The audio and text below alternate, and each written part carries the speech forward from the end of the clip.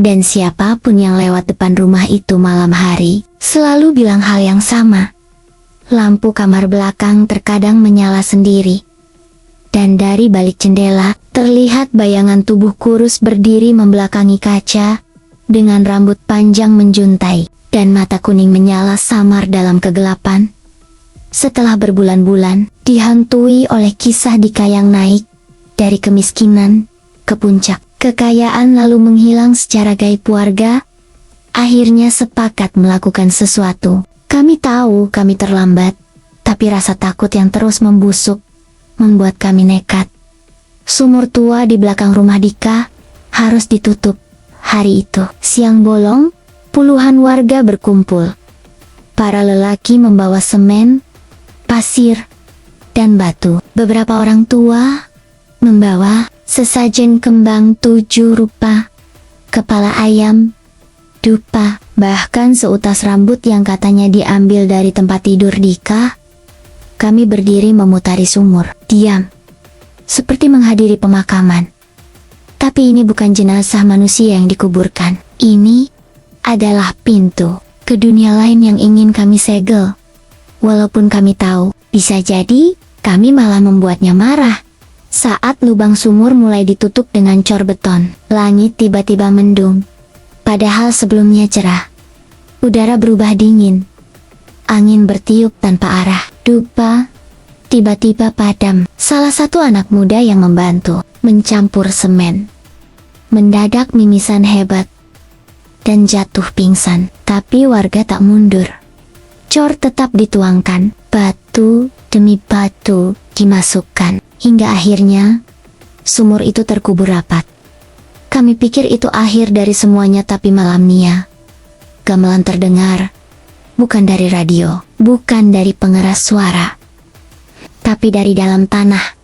Setiap malam Jumat, gamelan itu terdengar samar. Bukan irama gembira, tapi lambat, berat, dan ganjil. Seolah dimainkan oleh tengen-tengen yang membusuk dari kedalaman tanah. Diikuti bisikan panjang, kadang seperti bahasa Jawa kuno, kadang seperti erangan, kadang suara anak kecil menyebut nama seseorang. Beberapa warga yang tinggal dekat rumah itu mengaku mendengar nama mereka dipanggil. Pelan, jelas, dan diulang berkali-kali. Kami sudah menutup pintu, tapi sesuatu dari dalam masih menunggu, dan barangkali masih lapar. Bertahun-tahun telah lewat sejak malam pertama, aku melihat Dika berdiri di belakang rumahnya, dengan baju putih, sendirian, ditemani angin yang menderu, dan aroma amis yang menusuk. Tapi sampai sekarang, setiap kali aku memejamkan mata, terlalu lama, aku masih bisa mengingat wajahnya. Wajah seorang pemuda miskin, yang dulu tak punya masa depan, yang tidur di dipan reyot, dan makan dari sisa ibunya. Lalu perlahan berubah, matanya semakin tajam, kulitnya semakin bersih, tubuhnya rapi, dan senyumnya selalu tidak pada tempatnya. Dan ketika akhirnya semuanya runtuh, ketika rumah itu kosong, sumur ditutup, dan suara gamelan tetap terdengar. Aku tahu, apa yang terjadi bukan hayalan. Aku menyaksikan sendiri bahwa pernikahan antara manusia dan jin bukan cerita dongeng warung kopi. Aku melihat Dika melakukannya. Aku mendengar sendiri sumpahnya. Aku mencium sendiri baunya. Aku menggigil sendiri saat menatap matanya yang terakhir, ketika tubuhnya kejang dan sisik tumbuh dari lehernya. Semua yang kudengar malam itu, semua yang kulihat dari celah jendela rumahku, dari sela pagar, dari balik tirai, terlalu nyata untuk dibantah. Dan aku tahu, harga yang ia bayar bukan hanya nyawa, tapi jiwa, dan mungkin keabadian dalam penyesalan yang tidak akan pernah selesai. Kadang, orang kampung bilang aku terlalu larut dalam kisah lama, tapi setiap malam Jumat, aku duduk di serambi rumah, memandangi rumah Dika yang kini ditumbuhi alang-alang liar. sambil mendengar suara lirih dari bawah tanah, kadang gamelan, kadang tangisan bayi, kadang hanya desisan yang memanggil namaku sendiri. Aku belum pernah pindah, aku tetap tinggal di sini. Bukan karena berani, tapi karena aku tahu, jika semua orang lupa sesuatu dari bawah tanah, akan merasa ditinggalkan. Dan saat itu, mereka akan keluar mencari. Dan mungkin, hanya orang yang pernah melihat perjanjian itu terjadi, yang bisa mengenali kapan mereka datang kembali. Itulah kisah nyata yang saya saksikan sendiri. Tentang Dika, pemuda miskin yang memilih jalan cepat menuju kekayaan, dengan harga yang tidak pernah benar-benar bisa dibayar. Ingatlah, setiap janji dari dunia lain mungkin terdengar manis di awal, tapi yang datang menagih. Selalu tahu di mana kamu tinggal. Kalau kamu suka cerita seperti ini, jangan lupa klik tombol subscribe, nyalakan loncengnya, karena akan ada kisah-kisah nyata lain dari desa, kota, dan tempat-tempat yang mungkin tak jauh dari rumahmu. Kisah-kisah yang tidak ada di berita, tapi masih hidup dalam bisik-bisik malam. Saya pamit dulu. Sampai jumpa di cerita berikutnya. Dan hati-hati, jangan pernah duduk terlalu lama di dekat sumur tua. Aku melihatnya dari tempat biasa, tapi yang dibawa Dika malam itu bukan kambing. Ia datang menggandeng seseorang, pemuda muda, kurus, wajahnya kusut dan bingung. Namanya Gino, anak pengangguran dari ujung kampung yang akhir-akhir ini sering terlihat nongkrong di teras rumah Dika. Konon, Gino disuruh menjaga toko malam hari, tapi sejak 3 hari lalu, dia tak pulang-pulang. Malam itu, ia berjalan seperti orang linglung. Matanya kosong, mulutnya komat-kamit, seperti sedang diajak bicara oleh sesuatu yang tidak kulihat. Tangannya tergenggam tangan Dika, dan langkahnya menyeret sampai di depan sumur. Dika membisikkan sesuatu ke telinga Gino, dan Gino tersenyum. Tapi senyumnya bukan senyum manusia sadar, itu senyum orang yang sedang melihat akhir hidupnya, dan tak tahu itu adalah akhir. Lalu Dika membuka penutup sumur. Angin keluar dari dalamnya, tapi bukan angin biasa. Ini angin yang membawa bau amis, darah, dan bunga busuk dalam satu hembusan. Buluku berdiri, mataku berere, tubuhku menggigil. Tapi aku tak bisa berhenti menonton. Gino menatap lubang sumur, lalu meloncat sendiri. Tidak ada suara jatuh, tidak ada suara air, tidak ada gema, hanya hening. Dan Dika berdiri di pinggir sumur, menutup lubangnya kembali dengan tenang, lalu menandok dan tersenyum. Beberapa jam kemudian, mobil baru berwarna merah marun terlihat terparkir di halaman rumahnya, dan berita beredar, Dika akan membuka perhiasan cabang ketiga di kota kabupaten. Modalnya tunai, tanpa pinjaman. Gino tak pernah ditemukan. Ibunya menangis setiap hari, tapi tak ada yang berani bicara, karena semua tahu, purnama berikutnya bisa giliran siapa saja. Dan aku menyesal melihat malam itu, karena sejak malam itu, setiap tidurku dihantui oleh suara Gino yang berbisik dari dalam sumur. Masih ada tempat kosong. Pagi itu, aku duduk di warung Bu Murni, sambil menyeruput kopi. Beberapa warga sedang membicarakan kabar tentang kontrakan Dika yang kembali penuh penyewa.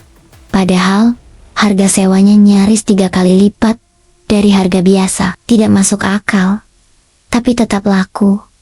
Tiba-tiba, terdengar suara tangis dari halaman sebelah.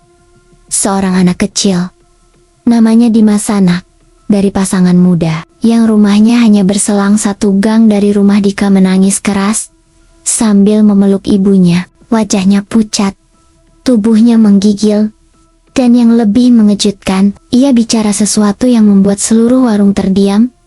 Dengan terbata, Dimas berkata, "Aku lihat ada ibu di atas pundak Om Dika." Matanya kuning, lidahnya panjang. "Dia lihat aku." Anaknya belum genap 5 tahun, tapi kata-katanya begitu detail dan jelas. Ibunya langsung memeluknya erat. Matanya ketakutan. Saat ditanya lebih lanjut, Dimas berkata bahwa ibu ular melilit tubuh Dika sambil tersenyum, dan lidahnya menjulur panjang ke arahnya. Matanya, kata Dimas, tidak pernah berkedip, dan setiap kali Dika berbicara dengan warga, makhluk itu berbisik ke telinga Dika, seperti memberi perintah. Dimas juga mengatakan sesuatu yang membuat bulu kuduk kami merinding. Ibu itu ngajak aku ikut main. Katanya, aku cocok jadi temennya anaknya. Setelah kejadian itu, Dimas jatuh sakit. Tubuhnya panas tinggi, menggigil seperti orang yang ketakutan terus-menerus. Setiap malam ia menangis dan menjerit, menyebut ular. Ular panjang. Jangan masuk, jangan masuk. Sambil memegangi dadanya. Tidak ada dokter yang bisa menjelaskan apa penyakitnya. Tidak ada obat yang mempan. Selama sebulan penuh, anak itu seperti disiksa mimpi buruk hidup-hidup. Matanya membengkak, tubuhnya kurus. Dan yang lebih aneh lagi, setiap kali ia melewati gang dekat rumah Dika, ia selalu menutup mata dan menutup telinga. Kadang menangis, kadang gemetar. Ibunya bahkan pernah mencoba pindah rumah. Tapi setiap malam di rumah baru, Dimas tetap bermimpi tentang sumur, tentang sisik, dan tentang suara bayi menangis di atap. Warga mulai bertanya-tanya, apakah anak-anak bisa melihat lebih jelas apa yang kami coba abaikan? Dan jika benar bahwa Dika kini bukan lagi hidup sendiri, maka anak-anak kami bisa saja jadi sasaran berikutnya. Hujan turun deras saat itu. Petir menggelegar tanpa henti. Dan langit tampak seperti menyimpan kemarahan yang sudah lama ditahan. Di tengah suara gemuruh itu, kabar menyebar cepat. Dika jatuh sakit. Awalnya tak ada yang percaya. Mana mungkin orang yang terlihat selalu sehat, gagah, dan penuh aura dingin itu bisa sakit seperti manusia biasa. Tapi ternyata benar. Dika dibaringkan di ruang tengah rumahnya. Tubuhnya menggigil hebat. Keringatnya bau amis, seperti darah bercampur besi. Kulitnya berubah. Ada sisik-sisik tipis muncul di leher dan dada, seperti kulit ular yang belum selesai berganti. Matanya menguning, lidahnya tampak lebih tebal dan berat saat berbicara. Ibunya, yang sudah lama tinggal di rumah tetangga karena ketakutan, datang. Setelah mendengar kabar itu, tapi saat melihat anaknya, ia langsung pingsan. Tetangga mulai ramai, namun tak ada satupun yang berani masuk ke rumah Dika. Semua berdiri di luar pagar, memeluk dada.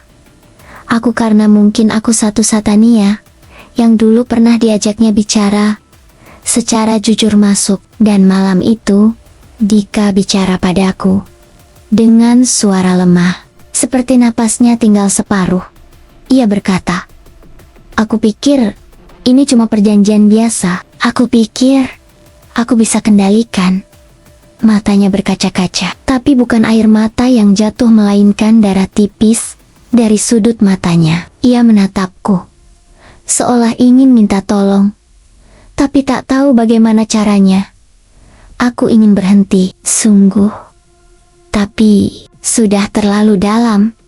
Lalu tubuhnya kejang hebat, tangannya mencakar lantai, bibirnya bergetar, dan lidahnya nyaris terbelah dua. Suaranya keluar dalam bahasa yang tidak kumengerti, terdengar seperti desis panjang, yang berubah menjadi jeritan perempuan, dan tangisan bayi dalam satu waktu.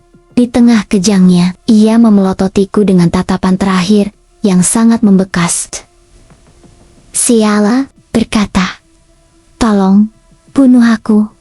Tapi aku tak bisa, kaki ini lumpuh. Mulutku membatu. Yang bisa kulakukan hanya menatap, menyaksikan seorang manusia yang perlahan dikorbankan oleh kekuatan yang ia undang sendiri. Setelah beberapa menit, tubuh Dika kembali tenang, napasnya tersengal, tapi ia masih hidup.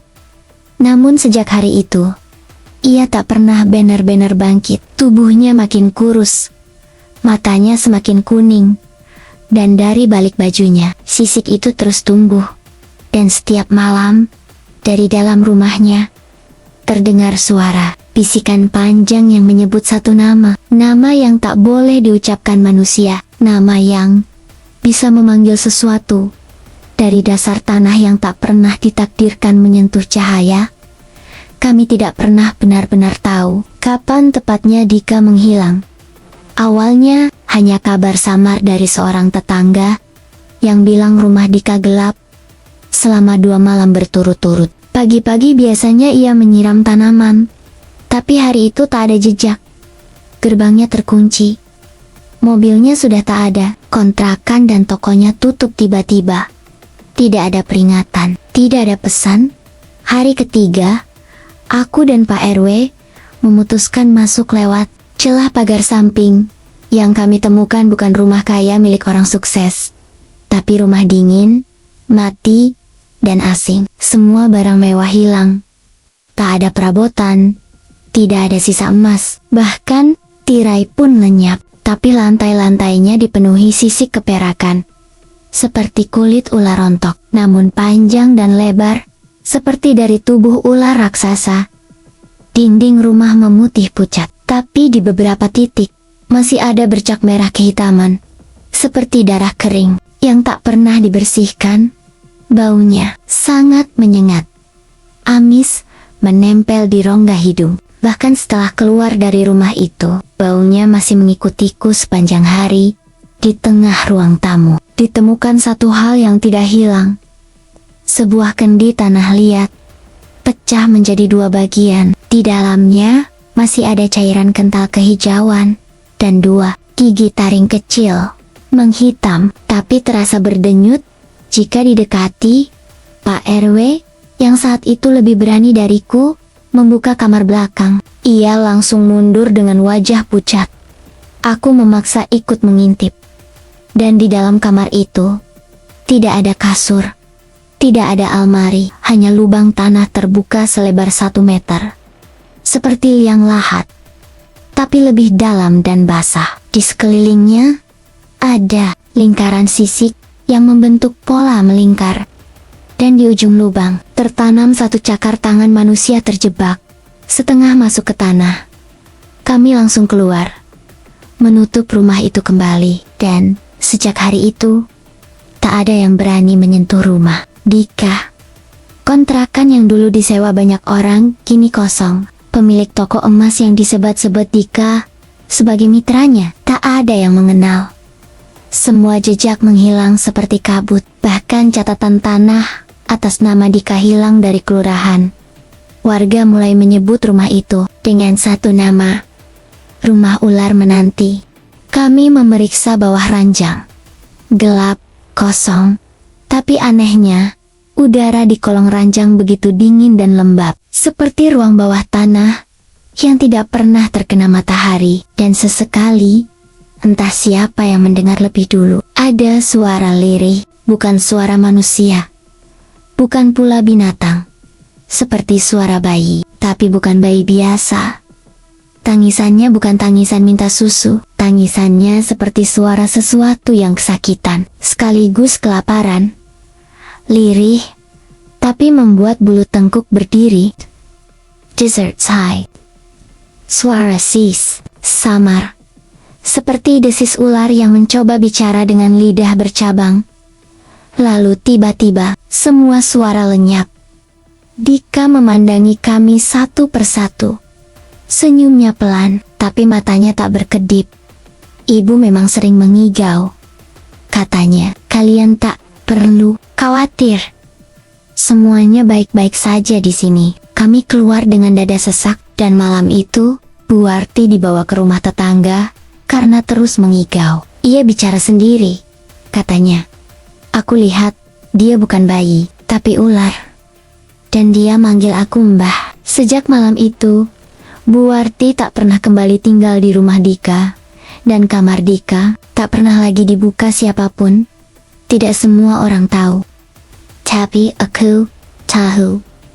Dika pernah bicara padaku bukan karena ia percaya penuh, Tapi karena saat itu mungkin ia butuh seseorang untuk mendengar. Walau setengah gila, malam itu, hujan baru saja reda. Dika duduk di balik bambu depan rumahku. Tanpa alas kaki, baju putihnya sedikit basah, dan rambutnya tampak belum dikeringkan. Ia terlihat letih. Tapi bukan letih fisik, lebih seperti orang yang sedang menanggung beban janji besar yang tak bisa dibagi. Ia berkata pelan, dengan suara berat seolah setiap katanya harus dilawan. Aku tak boleh sembarangan lagi. Lalu ia menyebutkan 3 pantangan. 3 hal yang jika dilanggar, nyawanya akan jadi gantinya. Dan bukan hanya nyawa, tapi jiwa, karena konon yang melanggar tidak akan mati biasa, akan ditarik pelan-pelan ke dunia yang bukan milik manusia. Tidak boleh menikahi manusia. Perjanjian antara Dika dan sosok istrinya mengikat sepenuhnya. Tak boleh ada cinta lain. Tak boleh ada niat mendua. Bahkan sekadar berselingkuh dalam hati. Jika ia jatuh cinta pada perempuan manusia, atau mencoba menikah lagi secara lahir, maka perempuan dari sumur itu akan datang langsung, bukan untuk mengingatkan, tapi menghabisi. Dika mengaku pernah ada perempuan desa yang mencoba dekat dengannya. 3 hari kemudian, gadis itu mendadak sakit keras, hidungnya berdarah, tubuhnya panas dingin. Lalu, ia menghilang malam hari. Sampai sekarang, tak pernah ditemukan. 2. Tidak boleh memotong atau membunuh ular bagaimanapun caranya. Jika Dika melihat ular entah di kebun, jalan, bahkan di dapur, ia harus membiarkannya hidup. Bahkan jika ular itu menggigitnya, ia tak boleh melawan, karena setiap ular bisa saja jelmaan istrinya, anaknya, atau utusan dari dunia bawah. Dika pernah panik ketika seorang anak kecil tetangga memukul ular kecil di dekat halaman rumahnya. Malamnya, anak itu demam tinggi dan terus menggigit lidah sendiri. Keesokan harinya, lidahnya hilang. 3. Tidak boleh menyebut nama sang istri ini, pantangan paling berat. Perempuan itu punya nama, kata Dika.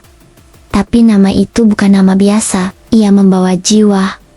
Siapapun yang menyebutnya akan dipanggil. Dan jika Dika menyebutnya di depan manusia lain, maka ikatan mereka akan pecah dan istrinya akan menghancurkan semua yang pernah diberi. Nama itu hidup, kata Dika. Kalau disebut, dia akan datang. Tak peduli siang atau malam, ia tidak menyebutkan apa nama itu. Tapi aku tahu, malam itu, ketika ia hanya berniat menyebutnya, lampu di rumahku mati sendiri. Angin masuk lewat celah lantai, dan seekor kucing hitam menjerit panjang di luar. Sejak malam itu, aku tahu, Dika bukan hanya kaya karena perjanjian. Ia dipenjara dalam kesepakatan, dan setiap hari, ia berjalan di atas pecahan kaca tak kasat mata. 1 langkah salah, dan darah akan tumpah.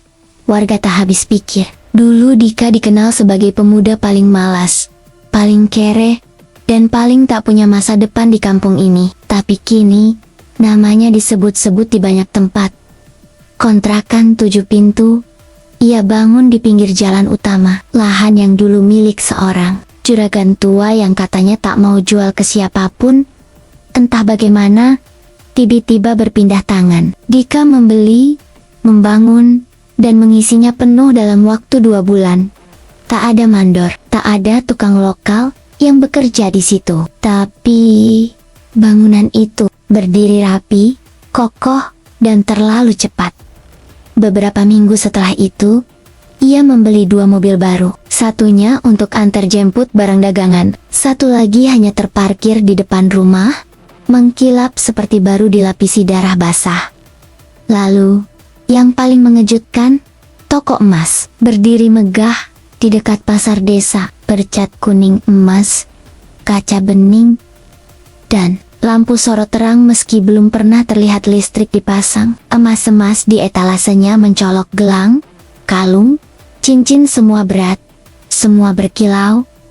Dan anehnya, tak pernah ada yang tahu siapa pemasok emas itu. Bahkan tidak ada nota, tidak ada dokumen izin usaha. Tapi tetap buka, tetap ramai. Dika sendiri jarang terlihat di toko. Ia punya karyawan. Namun disinilah kejanggalan muncul. Setiap karyawan yang bekerja di toko itu tak pernah bertahan lebih dari 2 minggu. Ada yang mengundurkan diri, ada yang tiba-tiba sakit keras, dan ada yang menghilang. Orang pertama adalah gadis muda dari desa sebelah. Rajin, cekatan, tak pernah mengeluh. Suatu malam, ia tak pulang. Orang tuanya mencari, lapor ke polisi, tanya kemana-mana. Dika hanya bilang, ia sudah tak bekerja lagi sejak 2 hari sebelumnya. Tapi HP gadis itu terakhir aktif di sekitar toko. Orang kedua, pemuda tangguh yang biasa jaga malam, menghilang setelah malam Jumat. Tak ada tanda perlawanan tag Eda barang hilang. Tapi di dalam ruangan belakang toko, ditemukan sisik perak halus menempel di lantai. Polisi tak bisa jelaskan apa itu. Setelah itu, warga mulai membisikkan satu kata yang mereka tahu tapi takut ucapkan. Tumbal. Mereka tak berani menuduh. Tapi tahu, semua ini terlalu cepat, terlalu besar, terlalu sunyi. Dan Dika, ia tetap tersenyum. Setiap pagi, duduk di teras rumahnya, sambil menyeruput teh hangat, seolah tak pernah ada darah yang menetes di balik keberuntungannya. Tapi kami yang memperhatikan, tahu satu hal, setiap kali ia bertambah kaya, satu orang menghilang. Dan setiap kali satu nyawa lenyap, istrinya semakin nyata dalam bayangan. Seminggu setelah karyawan terakhir toko emas Dika menghilang, kampung kami dikejutkan oleh berita duka dari rumah yang letaknya tepat di depan rumah Dika.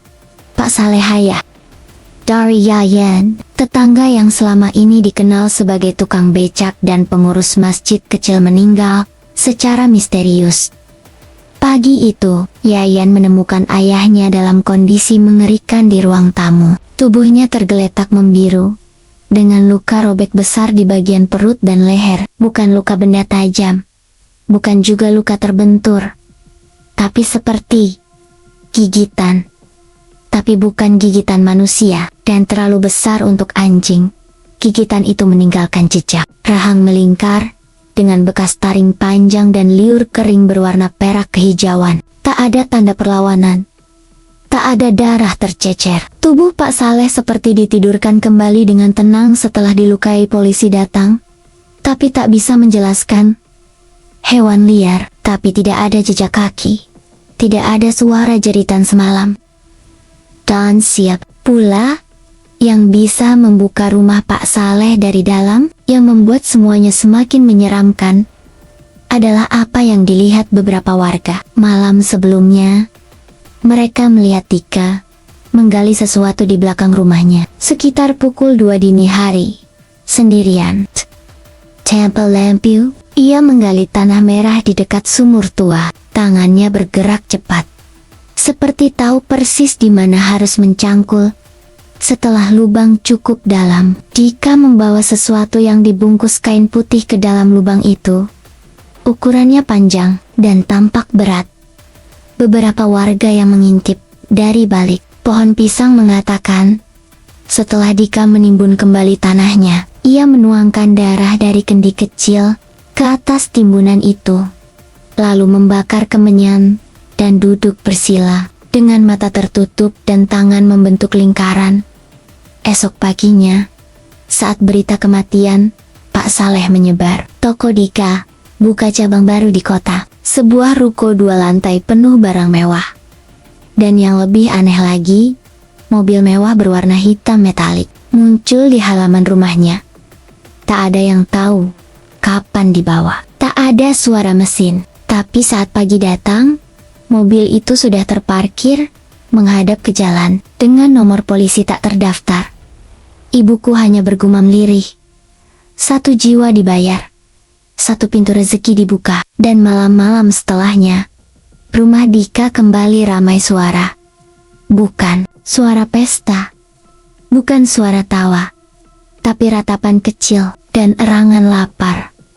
Sudah jadi kebiasaan.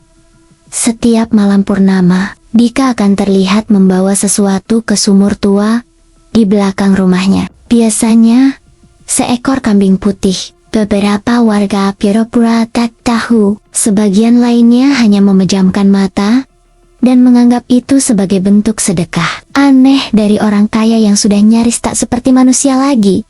Aku sendiri pernah mengintip dari celah atap rumah belakang yang langsung menghadap pekarangan Dika. Yang kulihat selama ini memang tak biasa. Kambing itu diikat di dekat sumur. Lalu Dika membacakan sesuatu dalam bahasa yang berat dan ritmis. Kemudian, kambing itu hilang. Tanpa ada suara sembelih, tanpa darah, tanpa jeritan. Seperti ditelan udara. Namun, suatu malam, semuanya berbeda. Itu malam purnama paling terang dalam 3 bulan terakhir. Bulan besar, cahaya dingin, dan langit sangat jernih. Tapi, suasana di rumah Dika terasa jauh lebih berat dari biasanya. Pagi itu, suasana kampung tak seperti biasanya. Ada keributan kecil di ujung gang tanah, tempat rumah Dika berdiri. Aku yang sedang menyapu halaman, mendengar suara teriak pelan dari anak-anak dan ibu-ibu yang lewat sambil menutup mulut dengan tangan. Ketika aku menoleh, aku nyaris menjatuhkan sapu. Rumah Dika sudah berubah. Bukan diperbaiki, bukan direnovasi, tapi berubah seolah semalam dipindahkan dari dunia lain. Rumah reyot dengan dinding lapuk itu kini berdiri rapi dengan tembok baru berwarna abu terang. Ubin keramik bersih menghiasi teras depan. Daun pintu kayu jati yang dulu usang kini berganti dengan pintu besi ukiran emas. Bahkan ada lemari pendingin dan motor matic baru terparkir rapi di halaman. Tanpa bekas pengangkutan, tanpa suara truk, tanpa siapapun yang melihat prosesnya. Semalam, aku menyaksikan pernikahan sunyi di halaman belakang. Dan pagi ini, rumah itu seperti mahar dari dunia lain. Warga berdatangan, pura-pura lewat, sambil menoleh 2 kali. Beberapa lebih berani langsung bertanya pada Dika yang tengah duduk santai di kursi plastik merah, sambil menyeruput kopi. Ki, dapat rezeki dari mana tuh? Baru semalam masih bolong gentengnya. Dika hanya tersenyum, matanya menatap lurus. Tatapan yang sama seperti malam-malam sebelumnya, tajam, tenang, dan tak memantulkan emosi. Saya dapat rezeki dari istri, katanya pelan, seolah itu jawaban biasa. Tidak ada yang bisa menjawab balik. Warga hanya tersenyum kikuk, tertawa paksa, lalu melangkah pergi dengan punggung dingin dan kepala dipenuhi pertanyaan. Ibunya sendiri pun seperti linglung. Ia keluar rumah pagi itu dengan wajah kebingungan, memandangi ubin dan lemari es seperti benda asing. Tapi saat orang bertanya, ia hanya menunduk. Sesekali, ia mengusap lehernya, tempat yang entah mengapa tampak memar-samar seperti habis dicekik oleh tangan dingin. Kabar perubahan itu menyebar cepat. Seharian penuh, tetangga-tetangga membicarakan Dika. Ada yang menduga ia menang lotre, ada yang bilang ia punya simpanan orang kaya. Bahkan, ada yang menyebut ia belajar pesugihan. Tapi aku tahu, aku melihat malam sebelumnya, rumah itu bukan sekadar diperindah, ia diubah oleh sesuatu yang tak kasat mata. Ia dibentuk dari janji dan darah, dan benda-benda di dalamnya, motor, kulkas, bahkan karpet di ruang tamu bukan barang biasa. Entah kenapa, setiap kali kulirik motor barunya, aku merasa sedang ditatap balik. Ada sesuatu di balik kilau cat mengilatnya yang terasa hidup. Dika tak peduli. Ia mulai jarang keluar rumah, tak lagi mengeluh lapar, tak lagi berutang. Tapi malam-malamnya kini semakin sunyi, terlalu sunyi. Dan di atas atap rumah barunya, burung gagak yang tak pernah terlihat di kampung kami mulai muncul satu persatu.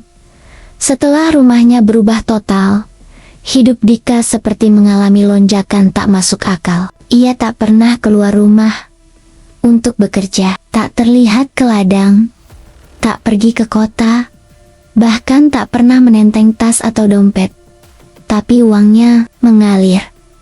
Setiap minggu, ada bahan makanan datang, bukan dari tukang sayur atau warung, tapi dari mobil box yang tak berlogo.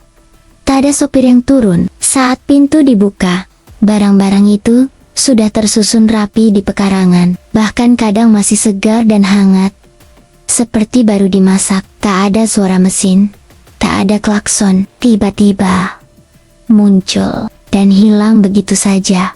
Lalu Dika mulai memberi. Ia sumbangkan sembako ke warga sekitar, beras, minyak, gula, mie, dalam jumlah yang membuat kepala RT bingung. Ia memperbaiki musola kampung yang sebelumnya bocor dan reot, bahkan menyumbang uang tunai ke masjid besar di desa sebelah. Jumlahnya tak main-main. Orang-orang mulai bicara, apa jangan-jangan Dika buka usaha online? Aku dengar dia kerja sama orang Arab, ngimpor batu akik. Aku yakin dia menang togel. Tapi semua hanya dugaan. Yang pasti, tidak ada jejak sumber uang itu. Tak ada aktivitas.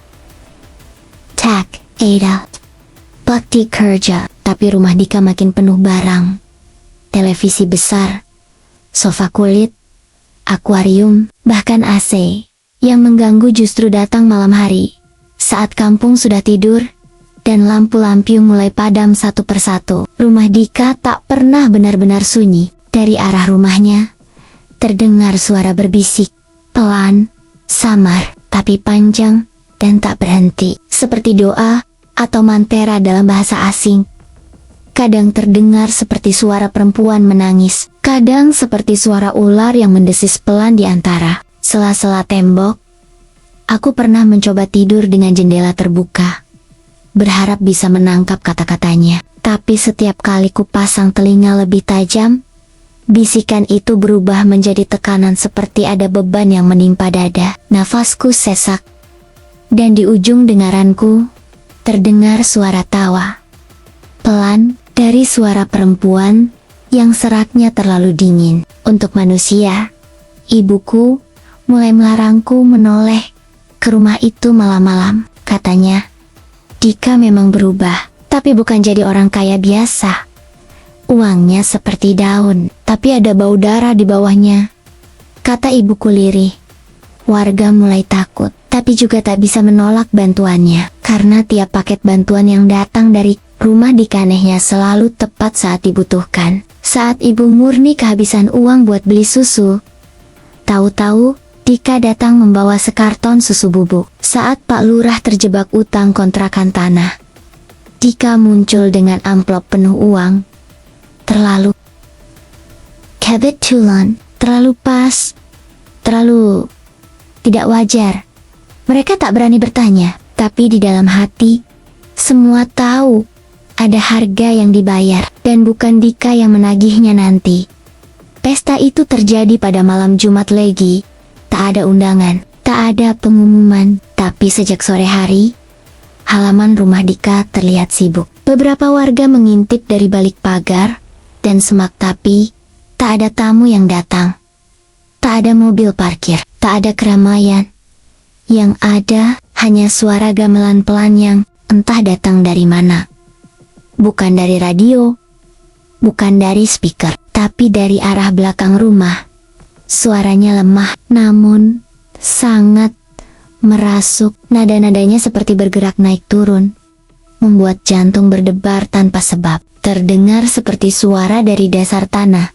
Saat malam turun sempurna, warga mulai berkerumun diam-diam di balik semak, pohon pisang, dan tembok tetangga. Mereka ingin tahu pesta macam apa yang digelar oleh Dika.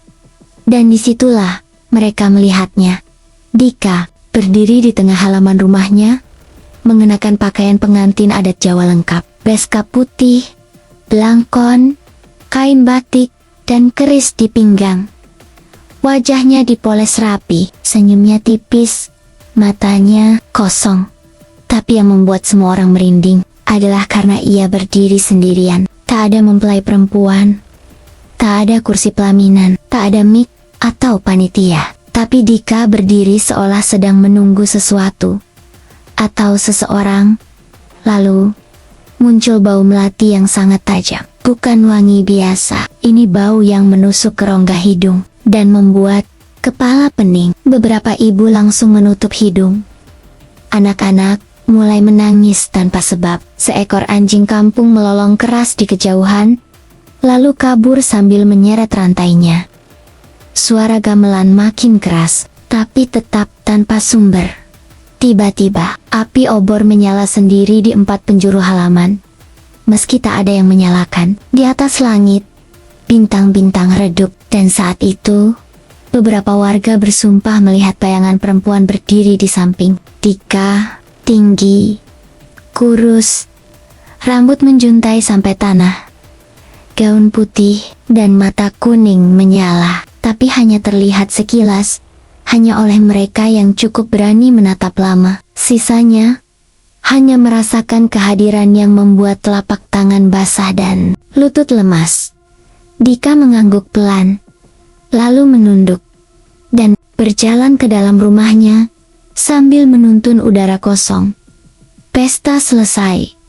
Tak ada tawa, tak ada tepuk tangan. Tapi suara bisikan panjang terdengar dari arah sumur, seperti suara perempuan-perempuan yang sedang bersenandung dalam bahasa yang sudah lama mati. Esok paginya, warga menemukan bekas tapak kaki tak biasa di pekarangan. Jejak-jejak tipis, kecil, memanjang, tapi bentuknya bukan kaki manusia, seperti ular yang berjalan tegak. Dan di depan pintu rumah Dika, ada sesajen lengkap. Bunga 7 rupa, darah ayam hitam, dan seekor cicak mati dengan mata melotot. Warga diam, tak ada yang berani bicara. Tapi mulai hari itu, mereka tak lagi melihat Dika sebagai manusia biasa. Ia kini bagian dari sesuatu yang tak bisa disebut, namun tak bisa dibantah keberadaannya. Malam itu, kampung kami diguncang jeritan. Suara perempuan tua menjerit panjang, seperti orang yang baru saja melihat kematian dari jarak 1 jengkal. Itu suara Bu Warti, ibunya Dika yang selama ini lebih banyak diam sejak perubahan hidup anaknya. Tapi malam itu, jeritannya menembus dinding-dinding rumah tetangga dan menggema ke langit yang gelap. Warga berlarian keluar, beberapa membawa senter, beberapa hanya berkain sarung. Aku salah satu yang datang lebih dulu, bersama Pak RW dan 2 pemuda ronda. Rumah Dika terkunci dari dalam, tapi suara tangisan Bu Warti tak henti. Kami teriak-teriak dari luar, memanggil, mengetuk, bahkan memukul pintu. Hingga akhirnya, pintu terbuka sendiri, dan Dika berdiri di ambang. Wajahnya tenang, mata dingin seperti biasa. Sudah tenang, katanya singkat. Ibu saya hanya mimpi. Tapi di dalam rumah, kami menemukan Bu Warti duduk di sudut kamar. Tubuhnya gemetar, matanya membelalak, dan bibirnya bergetar tanpa suara. Ia menunjuk ke bawah tempat tidur Dika, sambil mengulang-ulang, di situ, di bawah itu, masih ada tangisnya. Mesai Ada. Aku ingat satu malam, saat kami bertemu di jalan kecil, menuju masjid, tak sengaja berpapasan. Ia menyapaku pelan. Hei, kau sehat kan? Suara itu biasa saja. Tapi, rasanya seperti ada bisikan lain yang ikut bicara bersamaan. Seperti gema, atau suara yang keluar dari tenggorokan, berlapis 2. Nafasnya dingin, padahal malam itu, udaranya lembab. Dan ketika aku menoleh, kulihat bayangan tubuhnya di bawah cahaya lampu jalan. Tak sesuai dengan gerak tubuhnya, bayangan itu seperti terlambat 1 detik. Dan bentuknya tak sepenuhnya manusia. Sejak malam itu, banyak warga yang mulai menjaga jarak, takut. Tapi tak tahu kenapa, seolah tubuh Dika memancarkan sesuatu yang tak bisa dijelaskan. Aura asing yang menggetarkan, membuat siapapun yang berdiri terlalu dekat merasa mual atau gelisah tanpa sebab. Dan tetap, setiap malam, ia masih duduk di tepi sumur itu. Namun kini, ia bukan lagi duduk diam. Kadang bibirnya komat-kamit, seolah berbicara dengan seseorang yang tak terlihat. Kadang, ia tertawa kecil atau menatap ke langit dengan senyum mengerikan, seperti sedang disanjung dari balik awan. Kami tahu, sesuatu telah masuk ke dalam dirinya, tapi kami belum tahu apa yang akan keluar darinya. Cerita ini awalnya hanya desas-desus, bisikan di warung kopi, gumaman pelan di pos ronda. Tak ada yang tahu siapa yang mendengar pertama kali, tapi namanya menyebar seperti kabut pelan, dingin, dan mencekik. Konon, Dika pernah bercerita pada satu orang, hanya satu, temannya sejak kecil, Reza, yang dulu sering nongkrong bareng dengannya, sebelum Dika berubah. Menurut Reza, malam itu Dika pulang dengan mata membelalak, tubuhnya basah kuyup, meski langit sedang terang, tak ada hujan. Ia gemetar, tapi bukan karena kedinginan, lebih seperti ketakutan atau terlalu takjub. Di dalam kamar sempitnya, di bawah temaram lampu 5 watt, Dika berbisik pada Reza. Suaranya gemetar, tapi anehnya, bibirnya tersenyum. "Aku ketemu dia," katanya pelan. Di dalam sumur, Reza mengira Dika mabuk, tapi semakin lama mendengar, semakin ia merasa bulu kuduknya berdiri, karena Dika tak sedang mengarang. Ia bercerita dengan detail yang terlalu nyata untuk sekadar mimpi. Katanya, malam itu Dika duduk di bibir sumur. Seperti biasa, ia merasa ada sesuatu yang mengawasinya dari dalam gelap. Air yang diam. Bukan suara, bukan gerakan, hanya getaran di dadanya. Seperti panggilan yang tak diucapkan. Saat ia menatap lebih dalam, air sumur itu mulai beriak sendiri. Meski malam sedang mati angin, lalu muncul tangan putih pucat, jari-jari panjang, kukunya runcing seperti sisik ikan. Tangan itu merayap naik, diikuti lengan, bahu, dan akhirnya sosok perempuan. Dika menggambarkannya sebagai perempuan tercantik yang pernah ia lihat, tapi sekaligus yang paling mengerikan. Rambutnya panjang, hitam berkilau, menjuntai menutupi sebagian wajahnya, tapi matanya matanya adalah sesuatu yang tak bisa dilupakan. Besar, berwarna kuning emas, dengan pupil memanjang seperti ular, dan ketika ia tersenyum, giginya putih rapi, tapi lidahnya panjang, terbelah di ujungnya.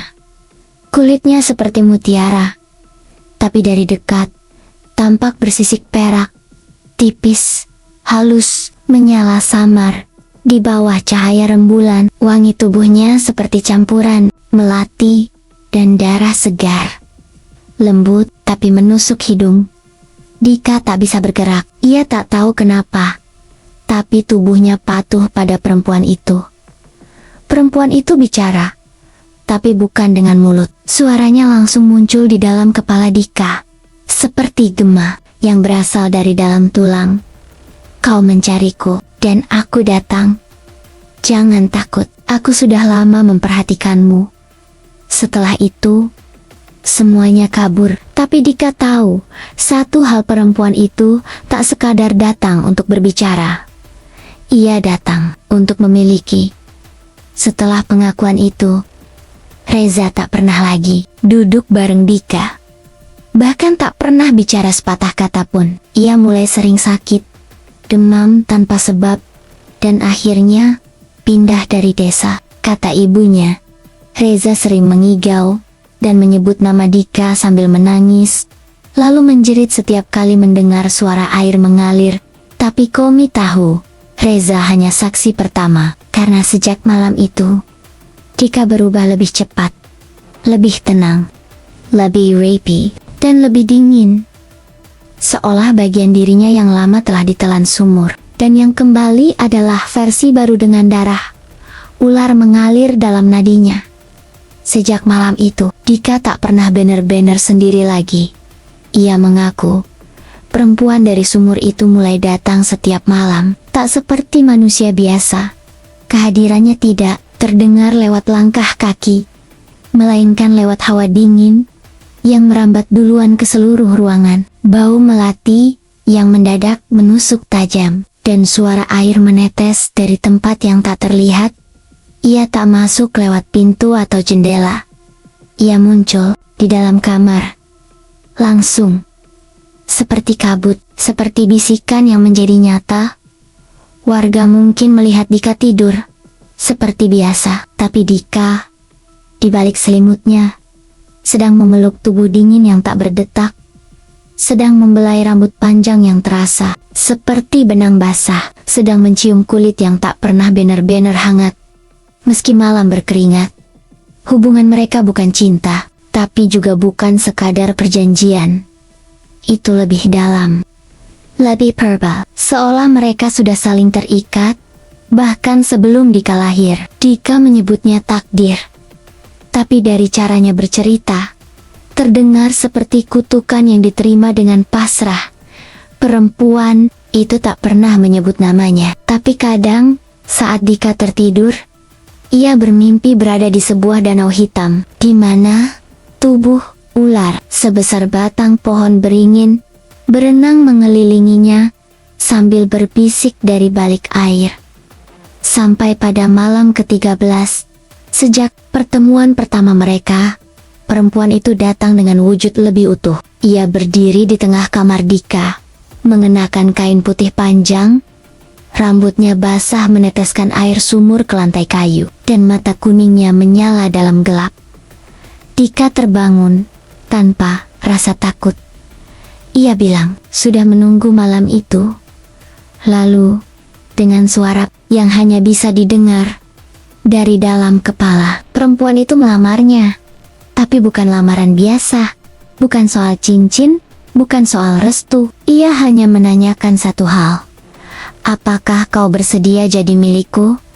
Tak terpisah sampai darahmu tak lagi mengalir? Dika tak menjawab, ia hanya mengangguk. Lalu, perempuan itu menggigit jari tengah tangan kanannya. Darah hitam bukan merah mengalir, kental, seperti lendir. Ia meraih tangan Dika dan menggigit jari yang sama. Dika tak menjerit, justru tersenyum, seperti seseorang yang menemukan tempat kembali. Jari mereka pun bersatu. Dua darah dari dua dunia bercampur dalam satu tetesan yang jatuh ke lantai, menimbulkan bau amis yang membuat kucing di bawah kolong ranjang menjerit dan lari. Dika pingsan malam itu. Dan saat ia bangun, ia tahu ia telah menikah. Bukan secara manusia, tapi secara gaib. Perempuan itu tidak hanya tinggal di rumahnya sekarang, ia tinggal dalam dirinya. Dan harga dari kesetiaan itu belum ditagih, tapi pasti akan datang. Malam itu, aku masih ingat benar. Langit begitu gelap, meski tak ada awan. Bulan menggantung besar, bundar sempurna, tapi sinarnya redup, seperti sedang enggan menerangi bumi. Angin datang dari arah yang tak biasa dari balik pohon bambu, membawa bau tanah basah yang menyengat, bercampur aroma amis yang menusuk. Ibuku tertidur lebih awal malam itu, tapi aku terjaga. Entah kenapa, seperti ada sesuatu yang menarikku untuk melihat keluar. Jendela kamarku langsung menghadap ke pekarangan belakang rumah Dika. Dan di sanalah aku melihatnya. Dika berdiri sendiri. Ia mengenakan pakaian serba putih, baju seperti pengantin laki-laki, tapi tanpa hiasan, tanpa kemewahan. Di tangannya tergenggam bunga melati dan daun sirih. Kepalanya tertunduk, matanya terpejam, tubuhnya tak bergerak, seolah sedang menunggu aba-aba dari sesuatu yang tak terlihat. Tapi udara di sekitarnya bergerak. Angin berputar, pelan lalu semakin kencang. Daun-daun beterbangan, ranting pohon patah dengan bunyi retak lirih, dan suara serik seperti tubuh besar yang menggesek tanah menggema pelan dari arah sumur. Tapi tak ada satu orang pun di sana, kecuali Dika. Aku tak bisa menjelaskan apa yang kulihat selanjutnya. Di belakang Dika, Tanah seperti bergetar pelan. Bunga melati jatuh satu persatu dari genggamannya. Lalu, aroma amis menyeruak bukan seperti darah biasa. Ini bau busuk yang manis. Seperti daging busuk dicampur dupa dan getah ular. Hidungku panas, mataku berair. Tapi aku tetap menatap, tak mampu mengalihkan pandangan. Lalu, kabut muncul, tipis, melingkar. Dari tengah kabut, sesuatu berdiri. Tak sepenuhnya terlihat, tapi bentuknya tinggi, ramping, berambut panjang. Matanya memancarkan cahaya kuning samar. Dan ketika ia berjalan ke arah Dika, tanah seperti tenggelam di setiap jejak kakinya. Tapi langkahnya tak berbunyi. Tak ada doa, tak ada penghulu, tak ada saksi dari keluarga. Tapi aku bersumpah, malam itu, Dika menikah bukan dengan manusia, bukan dengan makhluk biasa. Saat sosok itu berdiri di hadapan Dika, tubuhnya membungkuk sedikit, dan dari mulutnya yang tak kulihat, hanya kurasakan terdengar bisikan panjang, seperti mantra kuno dalam bahasa yang membuat telingaku panas, dan dada terasa sesak. Lalu, dengan gerakan lambat, Dika membuka bajunya dan di dadanya muncul luka gores membentuk simbol, seperti tulisan dari huruf asing, berkilau merah menyala, lalu berubah menjadi hitam dan lenyap seketika. Tiba-tiba, semuanya berhenti. Angin hilang, kabut lenyap, malam kembali sunyi, dan Dika jatuh berlutut. Nafasnya berat, matanya masih terpejam, tapi dari mulutnya keluar satu kata yang membuat darahku seperti membeku. Istriku. Setelah itu, ia berdiri perlahan dan berjalan masuk ke rumah. Tanpa menoleh, tanpa bicara. Aku tak tahu apa yang sebenarnya terjadi malam itu, tapi keesokan harinya, rumah Dika tak lagi sama. Dan dia bukan lagi laki-laki yang kami kenal. Dika adalah potret hidup yang tak ingin dimiliki siapapun. Ia tinggal di ujung desa kami, di rumah kecil yang cat temboknya sudah terkelupas, dan atapnya bocor kalau hujan deras datang. Rumah itu berdiri di dekat batas kebun kosong yang menyatu dengan lahan milik orang luar, sebuah tempat yang bahkan warga setempat enggan lewat kalau malam menjelang. Aku mengenal Dika sejak kecil. Kami main layangan dan cari belut bareng di sawah waktu SD. Tapi, sejak ayahnya meninggal karena kecelakaan di pabrik batu bata, Dika berubah jadi pemuda yang seperti kehilangan semangat hidup. Ia berhenti sekolah di SMA kelas 2. Katanya, sekolah cuma buat orang kaya. Sementara dia dan ibunya bahkan tak sanggup beli beras 1 karung penuh. Sehari-harinya, Dika cuma duduk di beranda, menatap jalan tanah berdebu, kadang menggerutu soal hidup yang tak adil. Ibunya perempuan renta, yang tubuhnya makin kecil dari tahun ke tahun, harus mencuci pakaian tetangga dan bersih-bersih rumah orang untuk menyambung hidup. Dika sendiri tak pernah punya pekerjaan tetap. Paling kalau ada yang butuh bantu angkut barang, atau bersihin halaman, baru dia muncul. Itu pun malas-malasan. Lebih sering duduk sambil ngudut dan cerita tentang siti-sitannya, yang makin hari makin absurd. Punya mobil jeep, punya rumah 2 lantai, bahkan punya usaha tambak lele yang belum pernah banner-banner ia mulai. Warga mulai muak, banyak yang mengatainya benalu, parasit, bahkan anak durhaka, karena membiarkan ibunya banting tulang. Anak-anak kecil meledek Dika di jalan dengan sebutan tuan miskin, atau bang tangan kosong. Tapi Dika tetap tak berubah. Ia hanya tertawa kecil tiap katanya.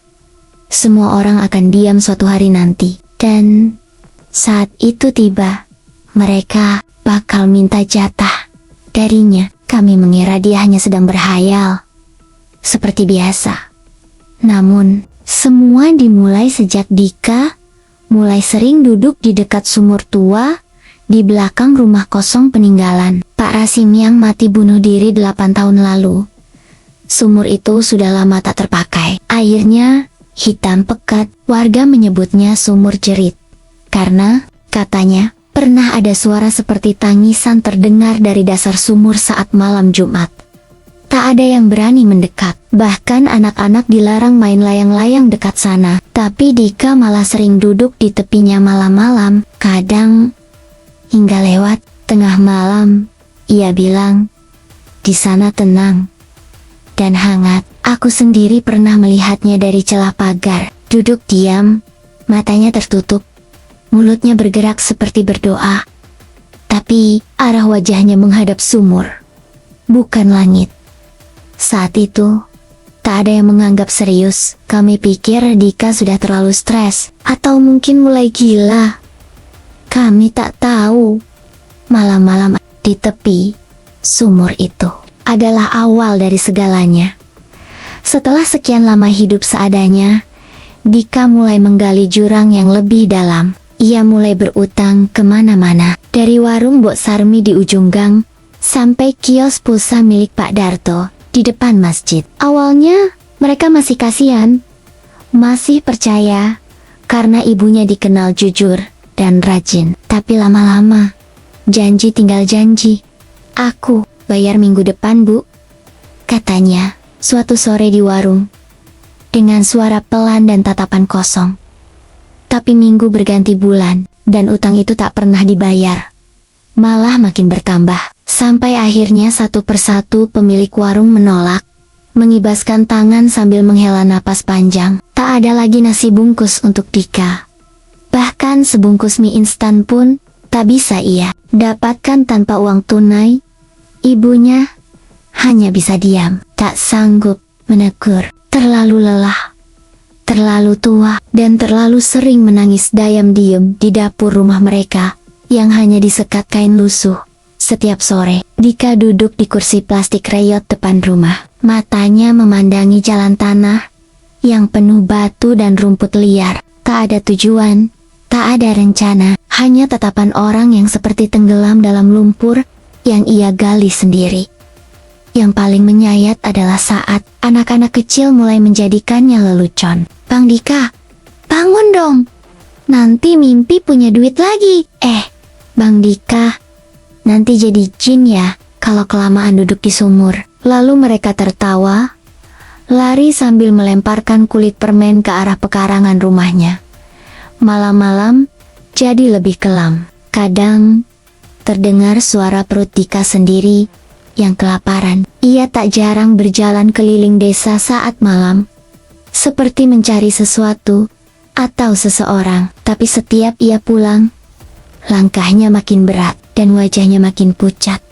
Suatu malam, aku melihatnya duduk di bawah pohon asem di dekat sumur tua itu. Tubuhnya gemetar, tapi bukan karena dingin. Tangannya menggenggam erat batu kecil, dan matanya menatap sesuatu di dalam sumur. Seolah ada sosok yang berdiri di dalam sana. Seolah ia sedang bicara, meski bibirnya tak bergerak.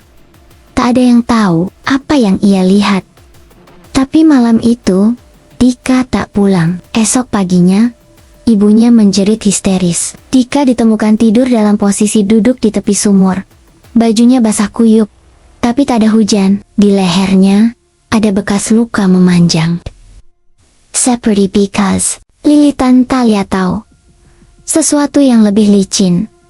Warga mulai resah, tapi mereka masih menganggap Dika hanya mulai kehilangan akal. Tak ada yang menyangka, itu adalah malam terakhir Dika lapar. Karena, setelah itu, ia tak pernah kekurangan apapun lagi. Rumah itu sudah lama tak dihuni. Sebuah bangunan tua beratap seng berkarat, berdiri di antara semak dan batang pisang yang tumbuh tak terurus. Dindingnya retak, catnya mengelupas, dan jendelanya selalu terbuka, meski tak ada yang berani mendekat untuk menutupnya. Orang-orang desa menyebutnya rumah Pak Rasim, bekas rumah pensiunan yang ditemukan gantung diri di ruang tamu, tepat di bawah lampu gantung yang kini sudah tak menyala. Tak ada yang tahu pasti kenapa ia bunuh diri. Tapi, setelah kejadian itu, rumah tersebut seperti menyerap gelap. Beberapa warga mengaku melihat siluet di jendela pada malam Jumat. Yang lain mendengar suara pintu berderit dari dalam saat lewat. Sehabis maghrib, tapi bukan rumahnya yang jadi pusat ketakutan. Yang lebih menakutkan adalah sumur tuanya. Sumur itu berdiri di belakang rumah, dikelilingi pohon liar dan rumput berduri. Lingkarannya dibuat dari batu kali hitam. Sebagian sudah runtuh, air di dalamnya terlihat seperti genangan oli. Tenang dan gelap, tak pernah beriak. Bahkan saat angin kencang bertiup, warga bilang sumur itu memanggil orang-orang yang rapuh. Mereka yang punya beban hidup berat, yang patah arang, yang tak lagi percaya pada hidup. Konon, suara tangisan perempuan terdengar dari dasar sumur di malam-malam tertentu, tapi tak ada yang pernah berani mengeceknya. Kecuali Dika. Ia mulai sering ke sana. Awalnya hanya sesekali, tapi lama-lama hampir setiap malam. Setelah maghrib, saat langit memerah, ia akan berjalan melewati semak belukar, membawa sebotol air dan rokok, duduk diam di pinggiran sumur, tidak berbicara, tidak memainkan ponsel, hanya duduk, menatap air gelap itu selama berjam-jam. Kadang, dari kamarku yang menghadap ke arah rumah kosong itu, aku melihatnya dari balik tirai. Ia duduk memeluk lutut, tubuhnya seperti tak bergerak. Sekali waktu, aku melihatnya menggenggam sesuatu, entah batu atau koin, lalu menjatuhkannya ke dalam sumur. Tapi tak ada suara jatuh, seperti sumur itu tak punya dasar. Semakin sering ia ke sana, semakin aneh perilakunya. Ia mulai berbicara sendiri. Kadang tertawa lirih, kadang menatap ke belakang bahunya. Seolah ada seseorang berdiri di sana. Pernah suatu malam, aku mengintip dan melihat bayangan. Aneh, bentuknya seperti perempuan berambut panjang berdiri di balik Dika. Tapi saat ku tatap lebih lama, bayangan itu lenyap seperti uap panas yang disapu angin. Warga mulai membicarakannya, tapi tak ada yang berani mendekat. Bahkan satpam ronda, yang biasanya berani membawa pentungan, memilih memutar arah jika jam rondanya sampai di jalan itu. Ibunya pun tak tahu harus bagaimana. Ia hanya berkata lirih, "Anakku sedang bicara dengan dirinya sendiri. Mungkin Tuhan sedang kirim teman yang tak terlihat, tapi kami tahu bukan Tuhan yang datang malam-malam itu." Dan sumur itu, yang dulu hanya sekadar lubang tua tak terurus, kini seperti punya mata, mengawasi, memilih, dan Dika sudah terlalu sering menjawab panggilannya. Perubahan itu datang pelan, tidak sekaligus, seperti kabut yang naik perlahan dari tanah, menyelimuti satu persatu bagian tubuh dan jiwa Dika, sampai akhirnya ia bukan lagi orang yang sama. Awalnya, kami mengira ia hanya sedang mencoba bangkit. Dika mulai terlihat rapi, bajunya bersih, rambutnya tersisir, bahkan kadang memakai parfum. Wajahnya yang dulu kusut dan gelap, seperti malam hujan, kini tampak lebih segar. Kulitnya cerah, seolah tak lagi terpapar debu dan matahari. Tapi bukan itu yang membuat orang-orang mulai waspada. Tatapannya yang berubah drastis. Jika dulu mata Dika seperti kosong, kehilangan arah, kini ia menatap setiap orang dengan cara yang tak biasa. Mata itu tajam, seolah menembus daging dan menelanjangi isi kepala siapapun yang dipandangnya. Tak seperti mata manusia yang gelisah atau penuh emosi. Mata Dika tenang, terlalu tenang, seperti air danau yang dalam dan tidak memantulkan bayangan. Ada yang bilang matanya berkilau seperti kaca, tapi bukan kaca biasa, lebih seperti sisik makhluk yang memantulkan cahaya samar. Bahkan Pak RW pernah bilang dalam obrolan warung, "Aku lihat matanya, Mas, kayak bukan mata orang. Dingin, seperti mata sesuatu yang tak tidur." Senyum Dika pun mulai terasa ganjil. Ia sering tersenyum pada orang-orang, tapi senyumnya berhenti hanya di bibir. Matanya tetap datar. Senyum itu tidak membuat nyaman, malah bikin bulu kuduk berdiri, seperti senyum seseorang yang tahu rahasia tentang kita, rahasia yang seharusnya tak pernah diucapkan siapapun. Lalu ada perubahan kecil yang hanya terlihat jika kau cukup dekat, seperti garis tipis di lehernya. Seperti bekas luka melingkar, pucat, seolah baru sembuh dari lilitan sesuatu yang hidup. Sebelum semua ini terjadi, aku bukan orang yang mudah percaya dengan hal-hal gaib. Bahkan, waktu kecil, aku sering menertawakan cerita tentang kuntilanak, genderuwo, atau makhluk-makhluk yang katanya menghuni tempat-tempat angker. Tapi apa yang kulihat dengan mataku sendiri telah menghapus semua logika yang pernah kutanam dalam hidupku. Dika bukan orang asing bagiku. Kami tak sedarah, tapi rumah kami hanya dipisahkan pagar berduri dan semak belukar. Ibuku sering mengirimi ibunya lauk kalau kami masak lebih. Dika seumuran denganku. Kami tumbuh bersama meski berbeda nasib. Tapi bukan tentang masa kecil kami yang ingin kuceritakan. Ini tentang malam-malam aneh yang mulai terjadi sejak Dika sering duduk di sumur tua belakang rumah kosong. Tentang suara lirih yang hanya muncul saat purnama. Tentang tatapan matanya yang semakin dingin. Dan tentang seorang perempuan yang tak pernah kulihat, tapi selalu terasa hadir saat aku melintas di dekat rumahnya. Dika menikah. Tapi, tak ada mempelai perempuan. Hanya bau bunga melati yang menusuk hidung dan musik gamelan lirih yang entah dari mana datangnya. Sejak hari itu, kekayaannya tumbuh seperti benalu cepat, menakutkan, dan tak wajar. Aku bersumpah, aku melihat sesuatu merayap keluar dari kamarnya malam itu. Sesuatu yang melata, bersisik, dan mengendus udara seperti sedang mencium aroma tumbal.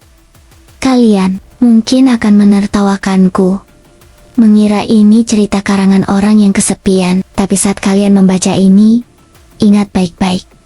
Jangan pernah berdiri dekat sumur yang sudah dicor di ujung desa kami. Karena ada suara yang masih bergema dari dalamnya. Suara perempuan menangis, memanggil nama seseorang. Namanya Dika. Dan ia masih terikat dalam pernikahan yang tak bisa diputus.